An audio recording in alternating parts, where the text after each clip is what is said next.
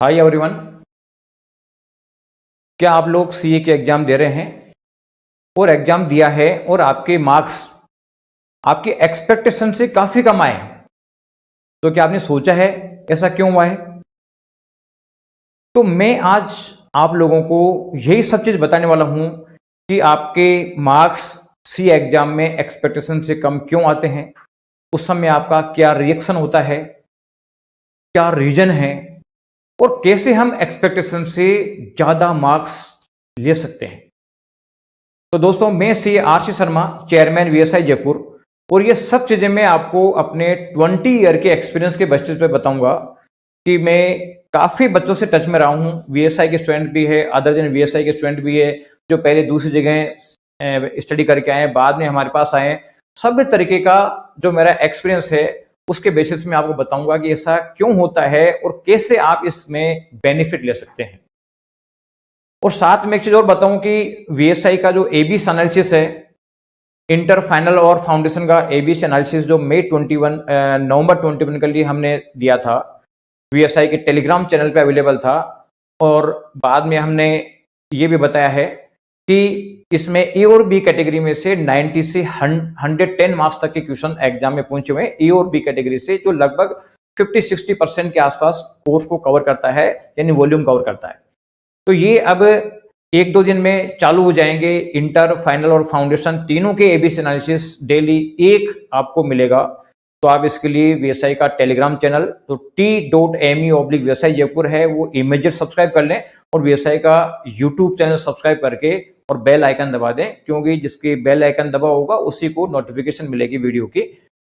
और साथ में जो अदर वीडियोज आएंगे या गाइडेंस आएगी, उसका नोटिफिकेशन आपको हमारे इंस्टाग्राम चैनल पे मिलेगा, तो आप उसको भी सब्सक्राइब कर लें। तो देखो, आज हम सब्जेक्ट पे आते हैं वापस कि एक्सपेक्टेड से मार्क्स कम क्यों आते हैं। अक्सर बच्चे एग्जाम देते हैं, अच्छे पेपर होते हैं, काफी खुश रहते हैं कि नहीं इस बार तो मैं पास हो जाऊंगा, लेकिन जब रिजल्ट आता है तो उसके जो मार्क्स आते हैं उसको देख के वो विश्वास नहीं कर पाता कि मेरे इतने का मार्क्स आए। और ये आप लोग खुद सोच लो कि आपके साथ ऐसा हुआ है या नहीं हुआ है। जो स्टूडेंट इंटर में है वो देख लो कि फाउंडेशन में जितना सोचा था उतने मार्क्स आए कि नहीं आए। जो फाइनल में है वो देखो कि इंटर में जितने मार्क्स आपने एक्सपेक्ट किए थे उतने आए कि नहीं आए। या जो बच्चे क्लियर नहीं कर पाए इन एग्जाम्स को, वो भी एक बार आइडिया लगाएं कि जितना सोचा था उतने मार्क्स आए कि नहीं आए। वो बात अलग है कि आप पास हो गए, लेकिन आपने सोचा था कि मेरे 800 में से 600 मार्क्स आए हैं और मान लीजिए 450 मार्क्स आ गए, तो पास तो हो गए, ये भी खुशी की बात है।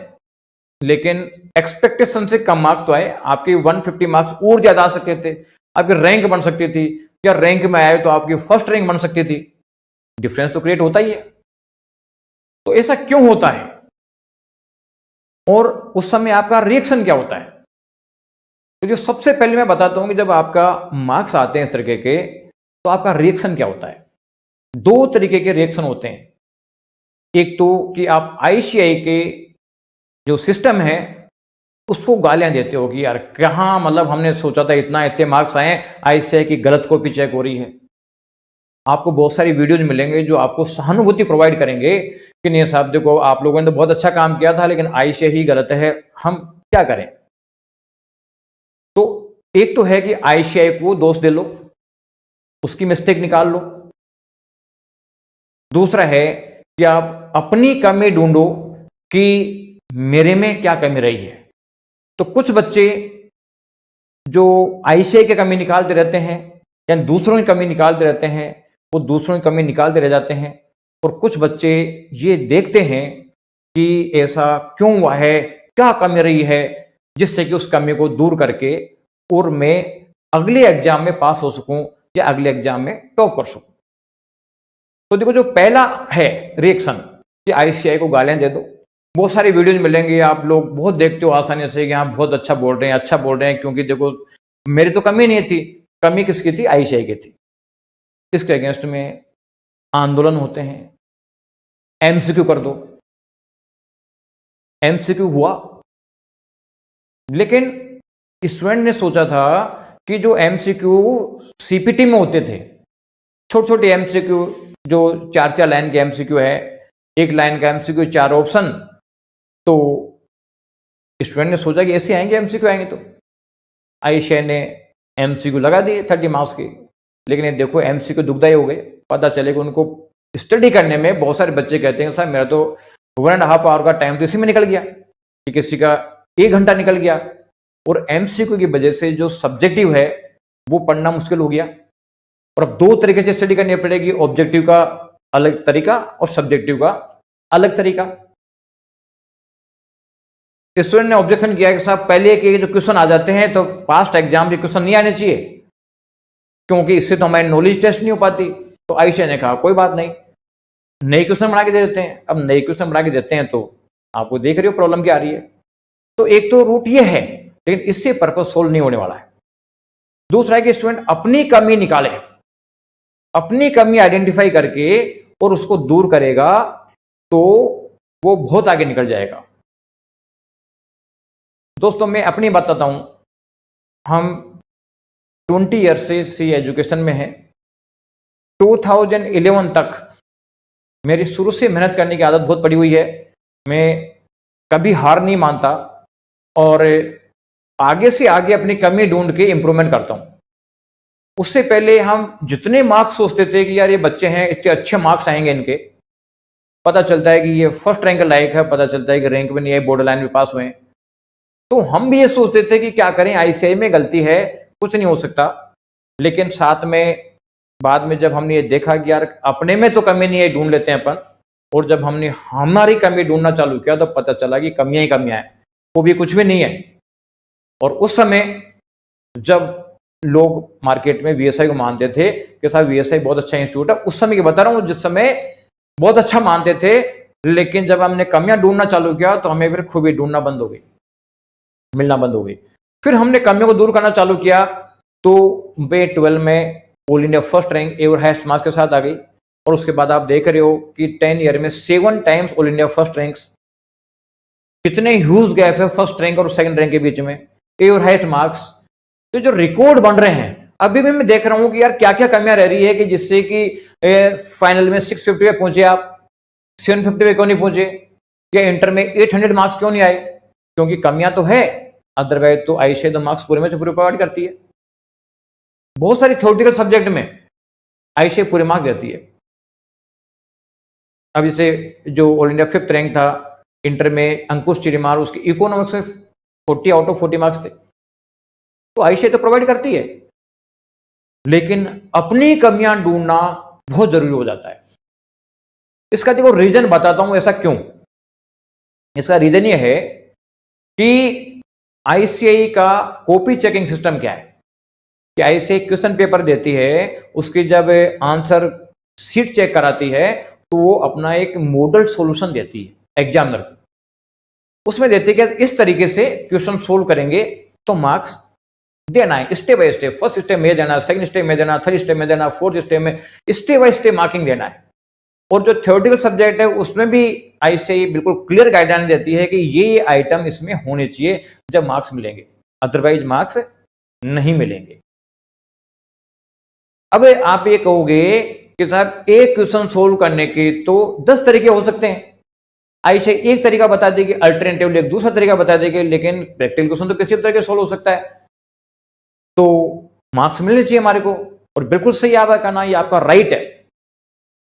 लेकिन उन आंसर्स की नॉलेज जो कॉपी चेकर है उसको भी होना जरूरी है। अब आइडियली तो लगता है कि यार वास्तव में उसको नॉलेज होनी चाहिए, ऐसे एग्जामिनर ही अपॉइंट करने चाहिए जो सारी नॉलेज रखते हो, लेकिन ये पॉसिबल नहीं है।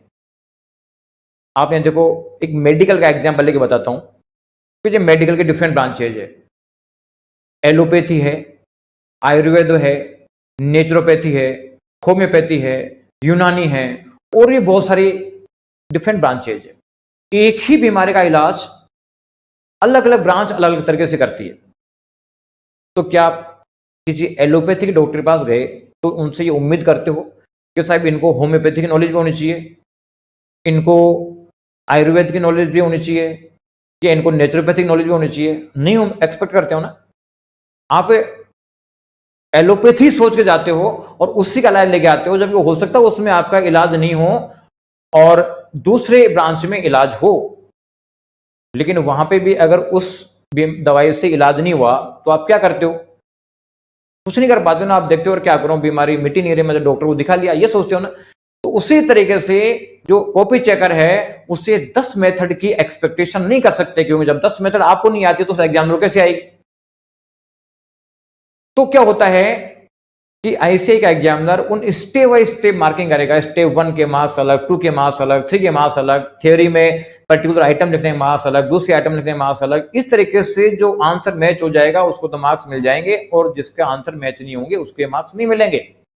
इसलिए बहुत इंपॉर्टेंट जो है ये कंसिडरेशन होता है कि हो सकता है कि आप सही हो, फिर भी प्रैक्टिकली आपको मार्क्स नहीं मिलेंगे तो नहीं मिलेंगे, आप कुछ नहीं कर पाओगे। क्योंकि हर चीज को करने का स्टैंडर्ड ऑपरेटिंग प्रोसीजर होता है।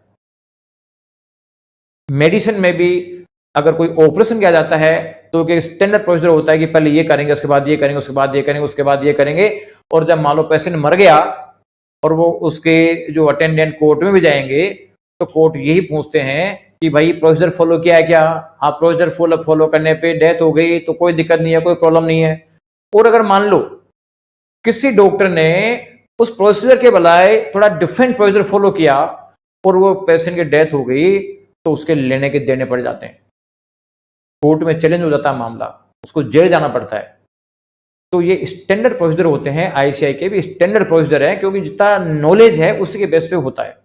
आपकी नॉलेज हो सकता है बहुत ज्यादा हो, लेकिन उनमें नहीं है तो नहीं है, तो एक सबसे बड़ी प्रॉब्लम आती है। तो आईसीआई का सिस्टम फॉलो करना पड़ेगा आपको, लेकिन आप नहीं फॉलो कर पाते हो। क्यों नहीं कर पाते हो? वो इसका रीजन ये है कि देखो, ये सीए का जो एग्जाम है ये करस्पॉन्डेंस कोर्स है बेसिकली। इसकी स्टैंडर्ड क्लासेस अवेलेबल नहीं होती है। जैसे स्कूल में और जो यूनिवर्सिटीज है उसमें क्लासेज होती है, तो टीचर्स जो चीज बताते हैं वो रेस्पेक्टिव एनसीईआरटी को प्रिस्क्राइब करके और उसके बेसिस पे पढ़ाते हैं और उसके बेसिस पे मार्क्स मिल जाते हैं। लेकिन ये करस्पॉन्डेंस कोर्स है, इसमें आप या तो सेल्फ स्टडी कर लेते हो या फिर किसी कोचिंग की हेल्प लेते हो या किसी टीचर की हेल्प लेते हो। और अब टीचर से क्या एक्सपेक्ट करते हो? आप टीचर से एक्सपेक्ट करते हो कि साहब वो बहुत अच्छा लगना चाहिए, उनका पढ़ाया हुआ ऐसा लगे कि साहब ये गले में उतर रहा है, माइंड में जा रहा है, सीधा अटकना नहीं चाहिए, ये उम्मीद करते हो। तो उनको भी विचारों को आपकी उम्मीदें पूरी करनी पड़ती है। जो बताओ नहीं करोगे तो काम कैसे चलेगा? आप जब टीचर के पास नहीं जाओगे तो वो क्या खाएंगे? इसलिए उनको आपकी एक्सपेक्टेशन पूरी करनी पड़ती है। और पूरी करने के लिए जो क्लासेज, अच्छी क्लास बनाने के लिए, सेटिस्फैक्टरी क्लास बनाने के लिए ट्यूशंस के शॉर्टकट निकाले जाते हैं। एक क्वेश्चन 10 स्टेप में हो सकता है, उसको 2 स्टेप में या 3 स्टेप में करने की कोशिश की जाती है, जिससे कि आपको लगे मजा आ गया। लेकिन उससे होता क्या है? उससे होता यह है कि आईसीआई की स्टेप्स मैच नहीं हो पाती है। अगर मान लो 10 के मार्क्स का क्वेश्चन है, 10 स्टेप है, तो एक एक स्टेप के एक एक मार्क्स हो गया और आपने 3 स्टेप में कर दिया तो क्या हुआ? कितने मार्क्स मिलेंगे आपको? बहुत कम मिलेंगे। बदल से 10 में से आपके 3 नंबर मिले, फिर आप कहोगे नहीं मैं तो सही लिखा था, आंसर मेरा मैच कर रहा है, फिर भी मेरे 3 मार्क्स आ रहे हैं। ऐसे बहुत सारे बच्चे आते हैं मेरे पास जो कहते हैं जब देखो हमने सही लिखा था और ये 3 मार्क्स आए, तो उसमें क्या करें? तो ये जो रीजन है कि इजी सिस्टम, ये और किसी की देन नहीं है, ये आपकी ही रिक्वायरमेंट है। वो टीचर्स तो आपकी रिक्वायरमेंट ही पूरी कर रहे हैं, क्योंकि आपकी रिक्वायरमेंट जो है वो सबसे ऊपर होती है। तो जो ये क्लासेस सेटिस्फेक्शन का जो आपकी रिक्वायरमेंट होती है, ये एक बहुत बड़ा रीजन होता है।